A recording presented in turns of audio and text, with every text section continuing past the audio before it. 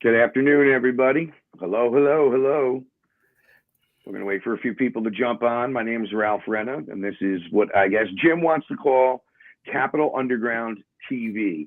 And we did have a television show that was on Time Warner. I'm going to get right to it tonight. Capital Underground started in 2006. It was kind of a comeback for me, getting back into radio. At the time, I had maybe 6 years clean and sober. And Capital Underground came on the air mid-July on 104.9 The New Edge. And it was a really big deal. So I wanted to make a big deal about it. And I lined up a bunch of really cool local bands to interview. But my first guest, just after I asked him to do this today, on Capital Underground Radio, was Mr. Ted Eatall.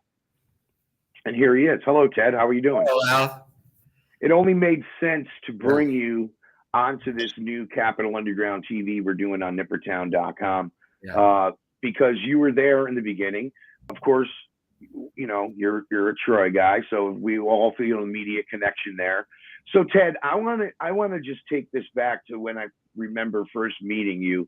Would probably have to be dealing with the band Flat Broke and the Kicks in the Marriott. Would you consider that the start of Step Up Presents? Oh my God, yeah. Well, yeah. Way before that, that was the start of Metroland getting back into local music when I was a sales rep for Metroland, and we put on that Battle of the Bands in conjunction with Kicks in the Marriott. The general manager there was a running partner of mine, and you know, he was my associate, you know, my advertising contact there. And he said, you know, we have a Sunday available, and I'd like to do some live music, local bands. I'd like to do a Battle of the Bands. Yeah. And Metroland at the time wanted to get back supporting local music in a big way. So Metroland, in conjunction with you at WVCR, right. And, that part I forgot. Well, I'm going to be fresh. I don't forget anything. Oh, I forget a lot of stuff, but some stuff I don't forget. But there was a connection. Not only the hard rock and the metal side, but also on the hip hop side and the R&B side, which VCR at that time was, I mean, in my opinion, was probably the number one radio station in the area with that giant signal. And that's you know, the content and you and Lenora and you know that whole crew there. I mean, that was amazing radio. Yeah. You know? It was the best time. We were in the most perfect time for metal and rock and hardcore in that time. Well, in reality, it was the stimuli to creating, I believe, the foundation for the amazing local music scene that came from that early 90s, late 80s, early 90s. Yep. I mean, I thought, I say to this day that VCR was the fuel. And Metroland helped also.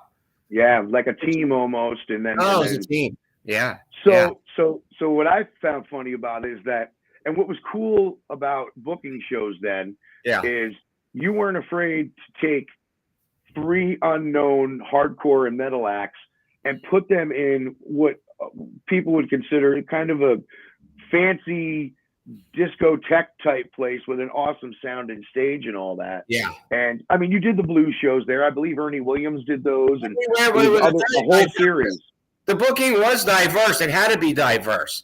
But once we started doing the shows there, I fell in love with the hard rock and the metal and the hardcore, because that was, you know, what I liked, you know, at that time. Not that I didn't like blues and I didn't like alternative, but the energy and the vibe and the fanaticism in the fan base and the enthusiasm in the fan base and the loyalty in the fan base. I mean, it was just, for me, it was like, oh my God, it was like, you know, it was like coming, you know, finding God, you know, it was just an amazing, amazing vibe and energy. Yeah, and I remember yesterday. And when Mike Stack's band was headlining, not the Battle of the Bands, but the St. Valentine's Day Metal Massacre that I did. You remember that? Yes, absolutely. Mike was ready to go on with Harbinger, and I remember Mike, and Mike said to me, Teddy, he said, I got to tell you, I'm forewarning you, this place is going to explode. And it's going to be, he said, this might be your last show ever here. And lo and behold, it was the last show I ever did there. And the next morning, I got a call from the general manager, and he says, you got to come up here now. And I went up there, and the bathroom doors were ripped off, and sinks were torn out of walls. And, but at that time, after doing those Battle of the Bands and doing the shows that we were doing there, those free shows or cheap shows on Sunday night, I was doing the advertising for Saratoga Winners, for Bogies, of the QE2, and everybody was asking, how come we can't do these shows here?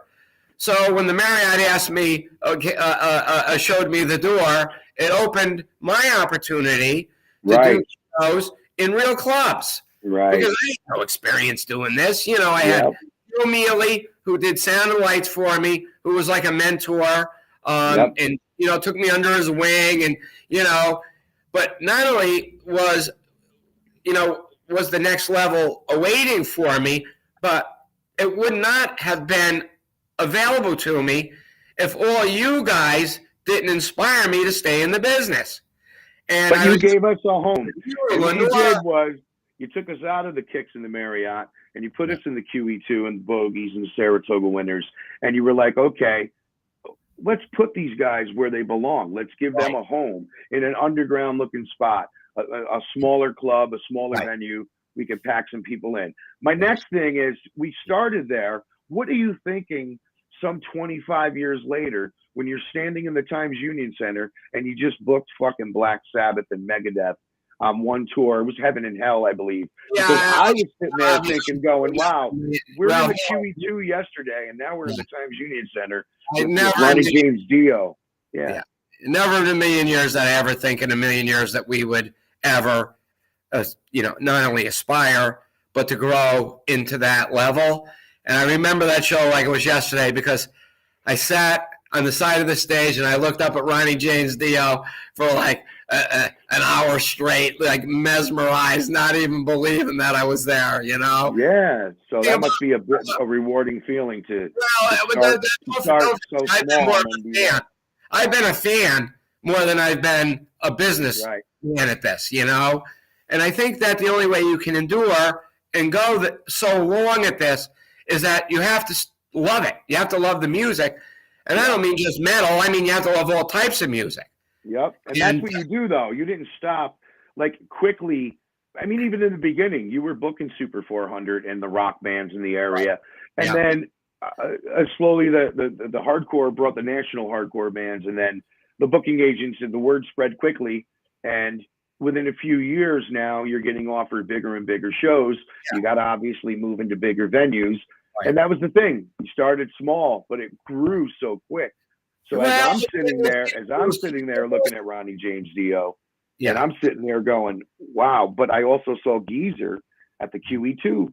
Right. You had Geezer there. So there was a lot of classic bands coming through. What I meant earlier by we were in the right time, Pantera's Vulgar Display of Power just turned 30 years old. That was the time we're talking about. Ted and I are discussing right now. That time that we'll never get that back. But Ted and I, numerous times, could be at a Robin Trower show that he's putting on, or we're at the Murphy's Law show and we're backstage. This is years ago when I used to go to more shows. But the quality of shows that you guys been putting on. So I kind of had a timeline and I jumped ahead. So the QE2 was an amazing time for myself being in a band, Ted helping us out. I can specifically remember that we wanted to go in the studio, but who the fuck's got $400? Ted paid for the first Last Call demo and said, just play a couple shows for me. And it was easy. It was so easy. You made it so easy for us. Thanks. And of course, then the CDs come out with the compilation CDs you did. But I guess where I want to jump into now is QE2, Bogies, obviously the breeding ground for all this. Saratoga Winners, Northern Lights taking over Upstate Concert Hall. Take us a little on that journey. How that happened. When we were at the QE2, we were at the QE2. We kind of were outgrowing the QE2. And as convenient as it was for us and as fabulous it was for us, Bogies wanted to be involved and Salam wanted to be involved. And so, and I would say to Salam and I'd say to Bogies, we're going to put the shows where they belong. And that's what we did. We booked shows. We didn't want to book shows at Saratoga Winters that was an 800 capacity room with only 200, 150 people, Right. But we built the business by putting the shows where they were supposed to have been, Yeah. And we started doing some creative things where we were picking crowds from all different types of genres. If you remember, we did at Saratoga Winters, and it was when they were all at their peak. Clay People, Stigmata, Terror Cake, and Plaid. You remembered. All right, good. I got it. I remember that. For a local show. That, to me, was the bridge that crossed over to where I knew that we could mix up genres. They couldn't be too extreme. But don't forget, Ralph, when hardcore was hardcore, kids used to tell me, Teddy, you can't book death metal with hardcore. And I said, yes, you can. You did it. It's the same thing. And lo and behold, we did One King Down with Earth Crisis and Internal Bleeding. Yep. And when Internal Bleeding played, the mosh pit was as sick and as scary as any mosh pit I've ever seen. And the singer went into the mosh pit, and I thought he drowned. I thought we're never going to see him again. He was going to come up dead. It was insane. Yep. So from that point on, we were able to combine death metal with hardcore. And then don't forget, we were doing hardcore, and they said, oh, you can't do hip-hop with hardcore. And I said, really? Why not? You did it. Yes, you can. And we did it, You did it. Master Plan. That's right. Static still out there doing his thing.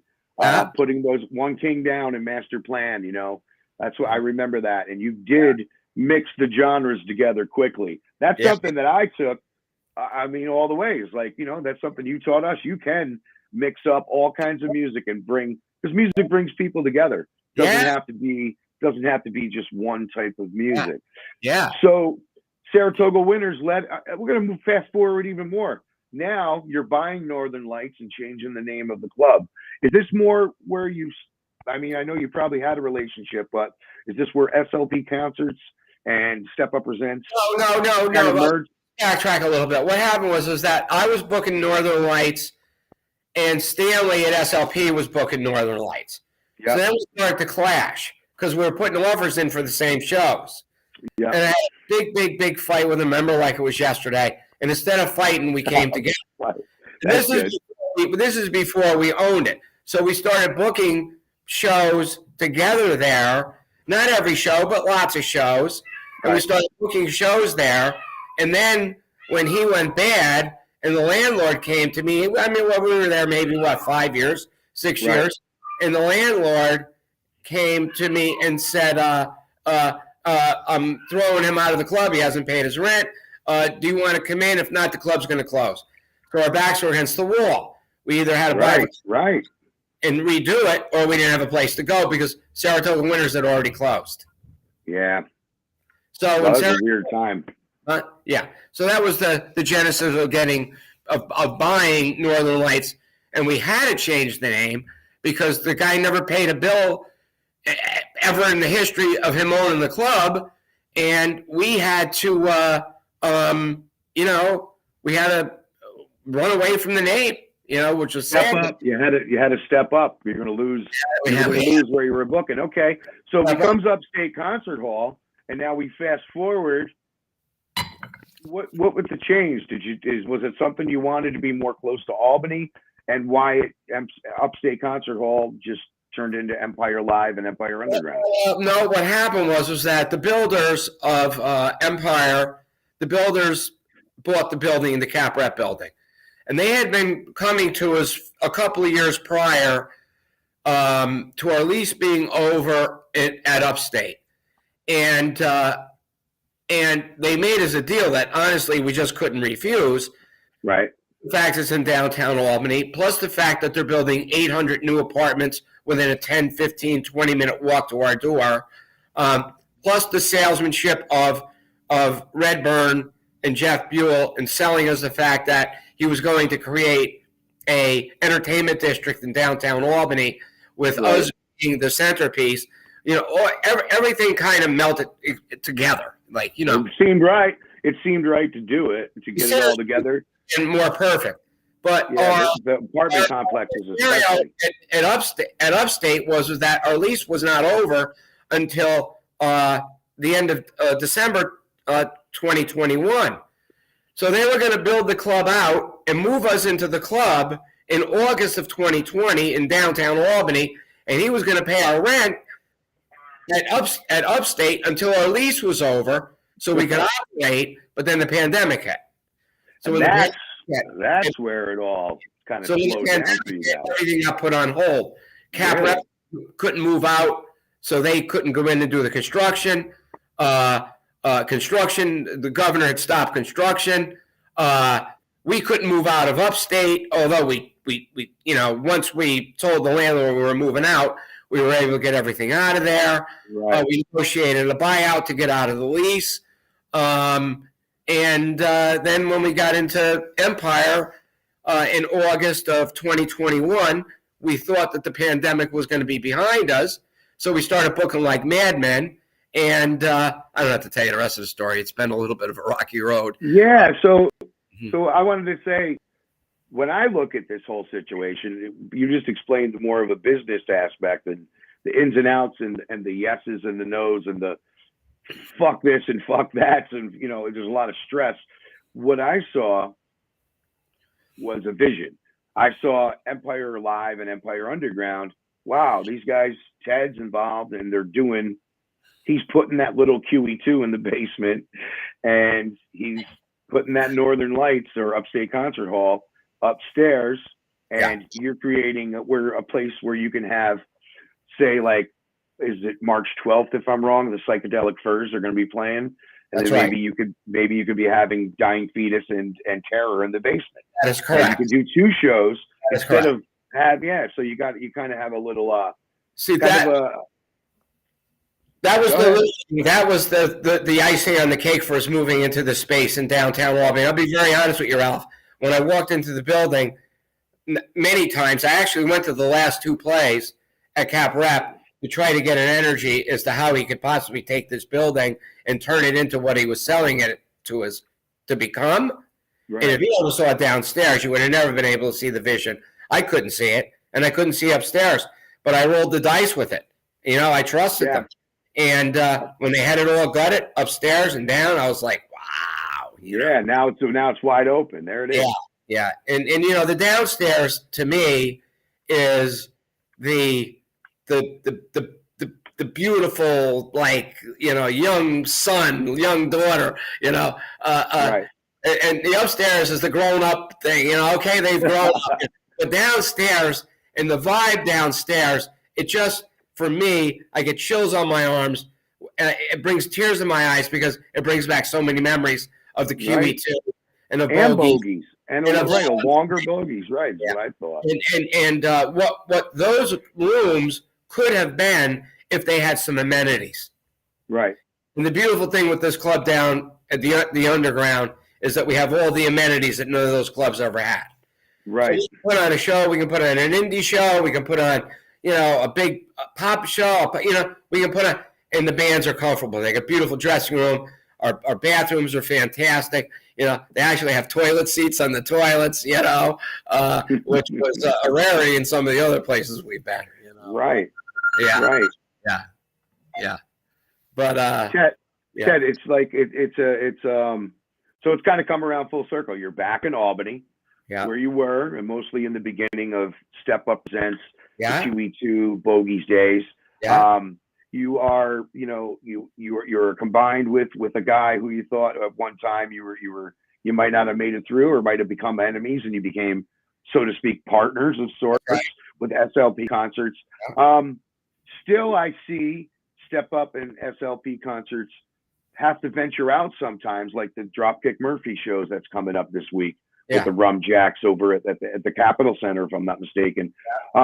Why? I'm sure you guys do your best to keep them into Empire Live, but eventually Well, they're going to outgrow the room, right? Yeah, they've outgrown the room, and we've already experienced a bazillion shows that, that we've been forced to put in other places now because they've outgrown us, and that's the beauty. That's the beauty of owning the clubs, is that we get the association, we get the association with the band, and you hope that the agent remembers that we built the bands, and as the bands grow, that they allow us to grow with the band. Yeah. So you have a friend behind you. I saw it. I told you. What's his name? Ghost. That Ghost. Yeah. Hello, Ghost, and welcome to Capital Underground TV. That's all right. That's great. Yeah. All right. So I guess my next question would be not a question. Let's have some fun with this now. So a young Ted Eatall would be doing what? Musical. I've heard before and seen in other interviews you talk about the Doors and Jimi Hendrix. Yeah. I mean, maybe we could touch down on something else. Like, what was it like? And I remember piano. You took piano and you got involved with sports. I grew up later. I grew up in a musical family. My mother made me play piano. Our next door neighbor, Herman Rosenthal, was the piano teacher, and when we lived in Washington Park in downtown Troy. And so I was made to play piano. I never loved it, but, we had to play it. I had it, my parents forced me to play. And so that was my introduction to music. I came from a musical family. My mother and father met at a dance contest in downtown Troy. They were, from the bebop era, and the swing era. And my father was a jazz guy. There was always music in our house. And my brother played guitar. My brother, that's another story in itself, but my brother was like a prodigy guitar player, and my brother had a band, and I was in the band for a little bit as a keyboard player, and I wasn't that good, My love was always sports. It's best when we can at least admit it. I've been not that good on the guitar for like 30 years now, so I can admit that. Yep. But I always had a passion and a love for music. And my cousin Mary June worked for WPTR, the big AM radio station in Troy. Yep. Remember. And she introduced us to our first live concerts. Our first live concert was a local show at the Henrik Hudson Hotel in the ballroom. And when I walked up the stairs, I was probably 13. And I remember walking up the stairs, Ralph, and I could smell that smell. And I could see the strobe was bouncing around the room and coming down the stairwell. And when I got up into the room and I looked around, I said, "Oh man!" I said, "This is me." You're in the right place. And then she took us to see Jimi Hendrix at the Troy Armory, and that was like an oh my god moment, And then she took us to see the Doors at the RPI Fieldhouse. Yep. And that was amazing. And don't forget, Jimi Hendrix and the Doors were the biggest bands in the world at that time.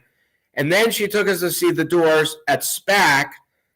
And that was just took it over the top, where music became a giant part of my life. Yeah, can you see this? I can. See okay, so there's the ticket, and it's $6.56. That were the tickets that Ted went to see the Doors that night. $6.50. Yeah. Do you ever see Empire Live charging $6.50 for a show? We should do it based on the artist, right? If the bands would agree to it, that would be fantastic. Yeah. Remember the old hardcore shows? Bands, some of the bigger bands, they wouldn't allow any more than a $10 ticket. $5 sometimes. Yeah, $5. Yeah. So yeah, there's a lot of memories. I mean, obviously, you said you got into sports later on, music, and then later on in your life, the Kicks and the Marriott came your way. So that was something I wanted we could have a little fun with now. Yeah. What was your favorite show that you ever booked or saw at the QE2? Oh God. They were. It was one of the local shows for sure, not a national show. The One King Down, Internal Bleeding, Earth Crisis was beyond amazing. I remember. The Section 8 shows were always amazing.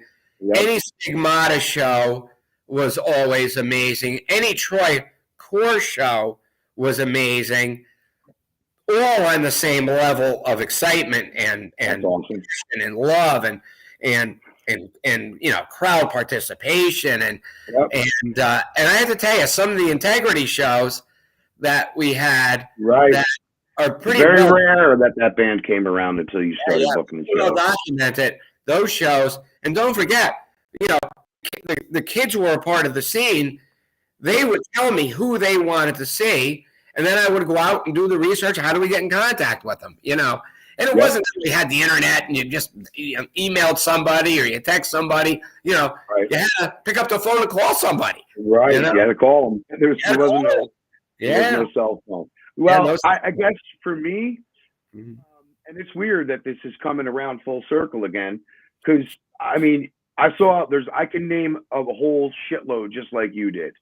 But for me, when you go to a show, just because you're going to the shows, and you're always there, and you're involved in radio like I was in those early days, and I was there a lot.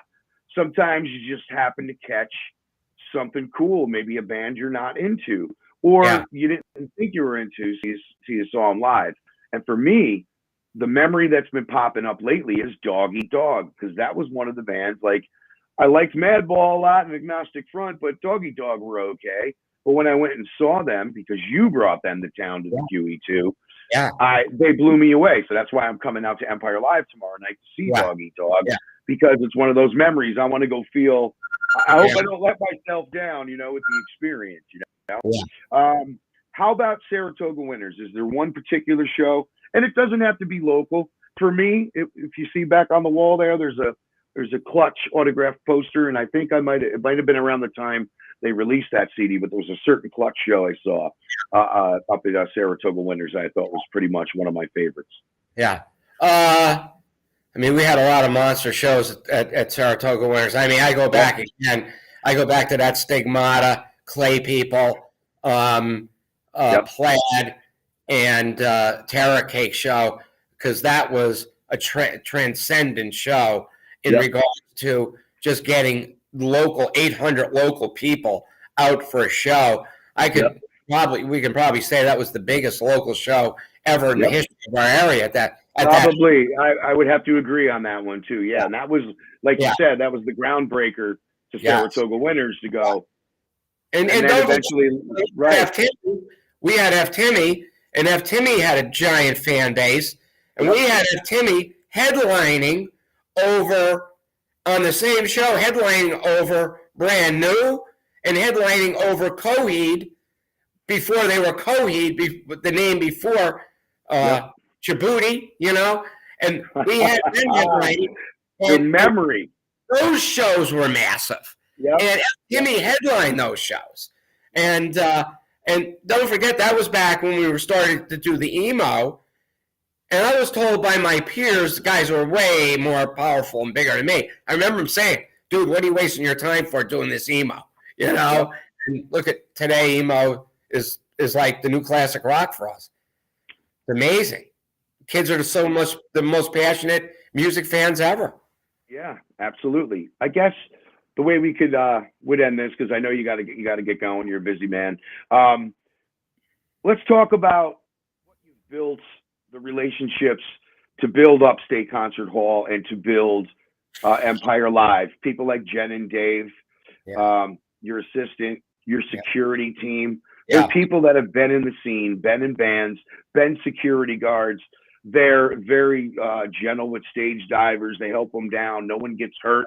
There's a vibe when you walk into a Step Up Presents show and an SLP concert show. When you walk into your venue, you become part of the family. Now that's something that I always felt our scene from the 90s up.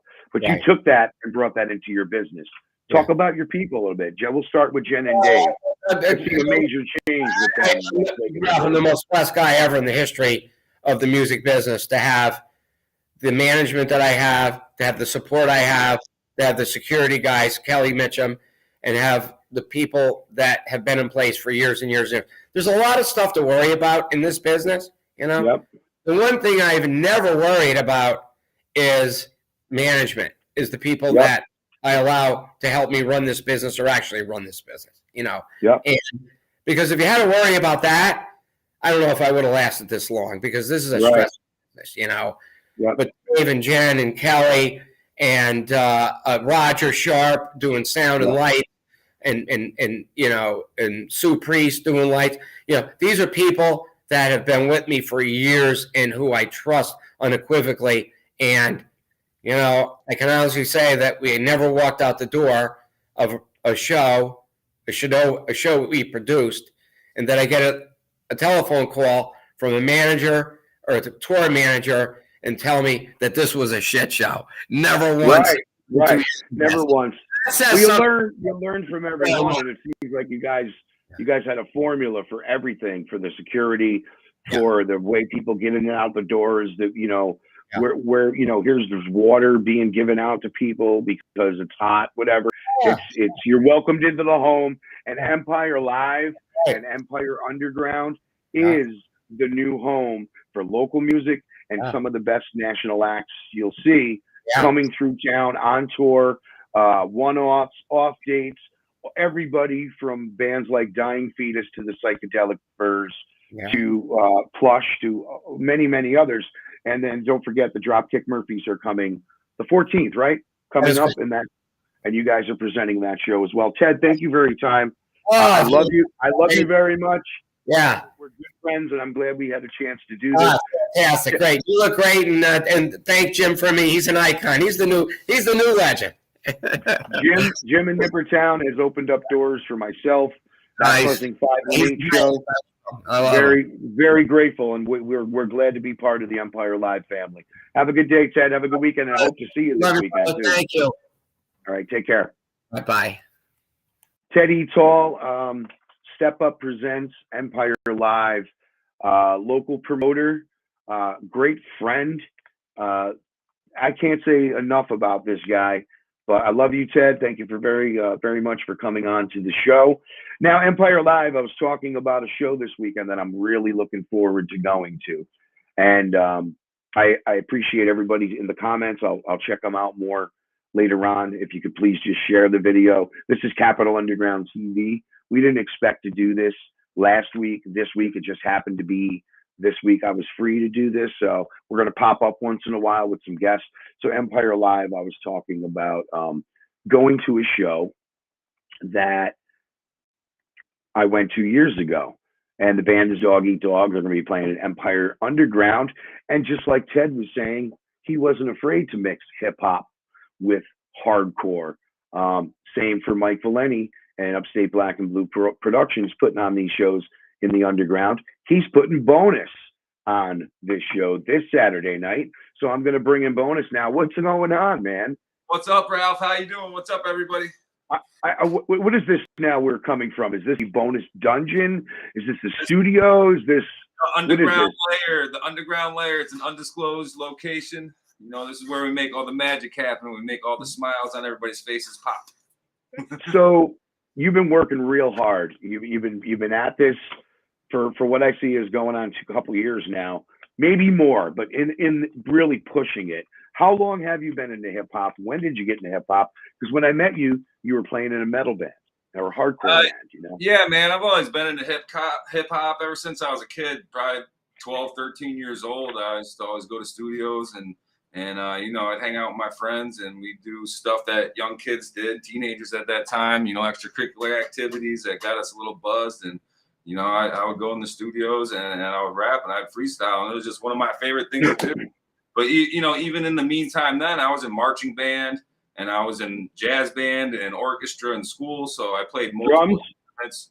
No, it was drums? I was on the bass stuff. I played. Okay. All right. The baritone and French horn. So, very cool. With it. So were you always writing rhymes? Were you, I mean, I know it's a lot easier today to make beats at home, record yourself. back then. So I'm guessing, what, 20 years ago? How many years ago are we talking when you first started? What was the first hip hop act you heard that said, maybe I got some kind of inner character within me named Bonus? Lost Boys really was one of the first groups I heard from, down in New York City, East Coast, Yep. man. Mr. Cheeks, Freaky Ty, Spin Loose, and Mobb Deep and things like that. And I don't know, it was always just something that was fun for me. It came natural. And the group of people I hung out with was very versatile. So there was people who were into punk music and ska music. And when I started out playing drums, even in a band as a teenager, also, I was in a ska band playing drums, and it was all punk music, right? Doing covers, songs, and stuff like that. So you didn't have any barriers. You were just like, yeah, I'm going to do this. I'm going to do love that. It, you know what I mean? I'm just like, I'm in it. Let's do it. How old were you when you were doing all that? It all started when I was about 13, 14 years old. And how young are you now? I like how I word that. 21, Ralph. 21. Okay, so. Okay, good. Well, you can get into the show Saturday night. So you've been putting out like releases. They've been just coming out. You've been sending me MP3s. You could hear Bonus's music on Capitol Underground. Specific episodes. I know we're up to like 46 now. 47's our 1-year anniversary. You were played early on. So you got to dig through them. There's some playlists with them. So dig through there. Check out Bonus's music. So that's the thing. Early on, you're putting out a lot of music. And then you're like, yeah, we're playing in New Hampshire Saturday night. I'm like, wow, where's this dude's getting out of town right away? How does that happen so quick now? I'm just, I'm a promotional prostitute, man. I'm just out there and I'm That is great. A promotional prostitute. Can we break down promotional prostitute? Hey, I'm money motivated, man. And okay. These shows are going to pay me to play out there, so we're going out there. That's all right. It comes down to it. And I really want to go all over the world, all over the country. I've been to Los Cabos in Mexico and performed. I've been all over the country. I've been on tour one time already this past summer into fall. And you're about to go on another tour, right? So let's talk about that. So this takes you a little further though into the States, right?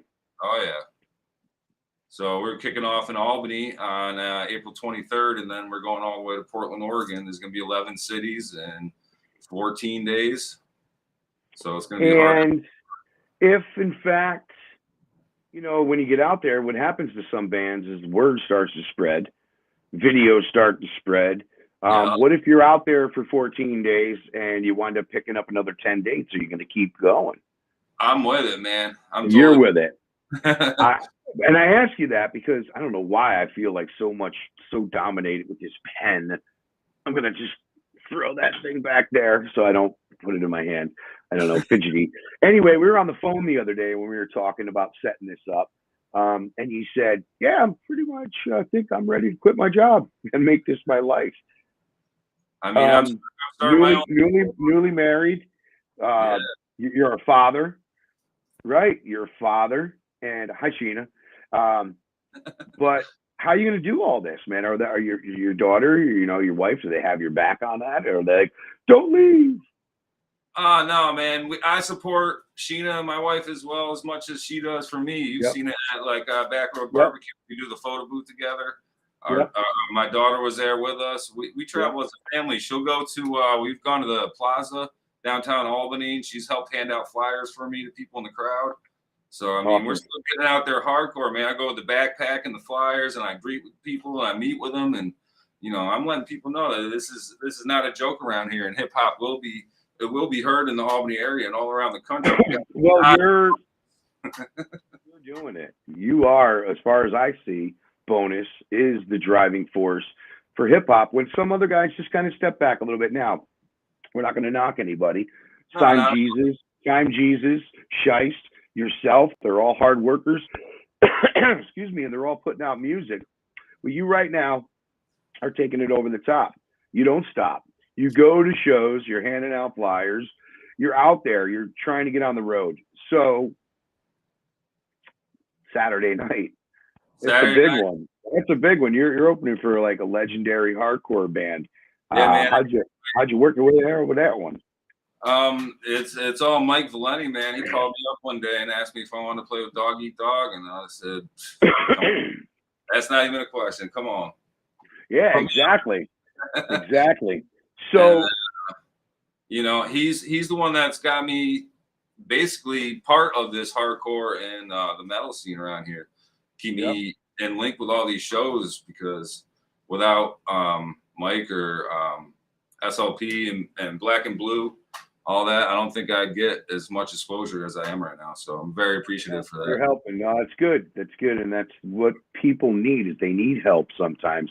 We were just speaking with Ted Eatall, and he even said, oh, you know, you can put a hip hop band together with a hardcore band. Why not?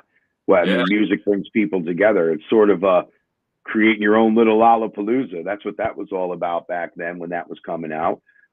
Mike Valenti was never afraid to put hip hop and hardcore together. And I'm glad that that tradition still is being carried on, and that you're part of it and you get to benefit from it. So tell us about the tour. You're going to be going all the way to Portland, Oregon. What happens now? Do you like, say you get inspired on the road and you want to record? Do you just hook up with someone locally, or do you try to get your music on tape? Is there some type of bonus mobile tour recording studio that you take with you? There totally is, man. I'll have my computer and my interface and some microphones. So that happened last tour. Fortunately, I had a couple technical difficulties, but I usually tour with another headliner, at least one, that's going to be fully on the tour. And then we have our openers in every city that we meet up with. So there's always sessions going on. So we always are recording and doing some underground stuff, and it's fun. So I meet so many people, man. We have on some of the bills, 11 openers. So yeah, well, that's a little bit easier to do with the hip hop guys, because there's one or two guys, and there's usually not drums and bass gear. But right. So you can pack a bunch of people on stage, and that's great, and that's the advantage. This area gets a bad rep for hip hop, though, man. I mean, I don't know how many times I've been trying to book shows, and I'm like, nah, it's hip hop, man. Nope, we don't want any hip hop. And it's still sometimes metal and hardcore. I think it's more accepted than hip hop, but so that must be a struggle. Do you find a lot of resistance as you're trying to book? I have.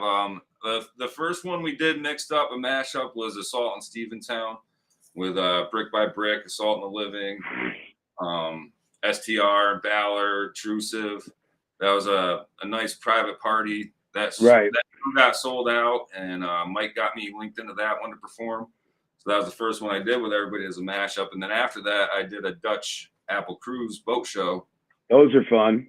Yep, where I was, again, the only rapper. But we had on that one, man. We killed it. It was Lifelong Death and the Lunkheads, and that was a good show.